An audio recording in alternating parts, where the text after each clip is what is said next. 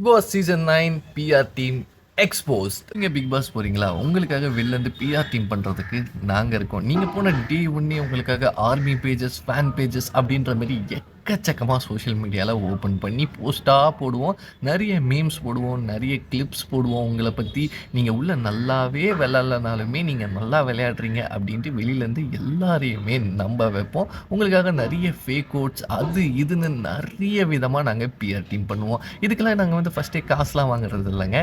நீங்கள் பிக் பாஸ்குள்ளே போயிட்டு வாங்கிட்டு வருவீங்களே ஒரு அமௌண்ட், அந்த அமௌண்ட்லேருந்து ஒரு 30-40% கொடுத்தா போதும், நாங்கள் இருக்கோம். ஆக்சுவலி டு பி ஃப்ரேங்க் வெளியில் இதுதான் நடக்குதுன்னு நினைக்கிறேன்.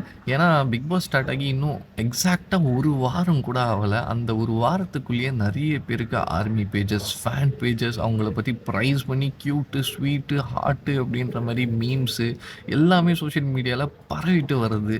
அவங்க என்ன விளையாண்டாங்க உள்ள, இன்னும் அவங்க அவங்களோட கேமே ஸ்டார்ட் பண்ணல. இப்போ தான் உள்ளே போயிருக்காங்க. ஒரு 4 நாள் தான் தாண்டி இருக்காங்க. 4 நாள்லேயே என்னப்பா ஆர்மி பேஜஸ், ஃபேன் பேஜஸ், இதெல்லாம் ஓவரா இல்லையா?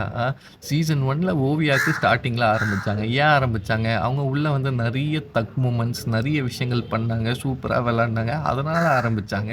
பட் இப்போ நீங்கள் ஆரம்பிக்கவே இல்லையே, விளையாடவே இல்லையே, இதுக்குள்ளே எதுக்கு உங்களுக்கு ஃபேன் பேஜஸ், ஆர்மி பேஜஸ் அப்படின்ற மாதிரி புரியல. ஒருவேளை பிஆர் டீம் தான் இதுக்கு முக்கியமான காரணமாக இருக்குமோ அப்படின்ட்டு எனக்கு தோணுது. பட் இதே ஸ்கேலில் பிக் பாஸ் ரொம்ப நாள் போயிட்டு இருந்துச்சுன்னா சேச்சுரேட் ஆகிடுமோ அப்படின்ற மாதிரி எனக்கு தோணுது.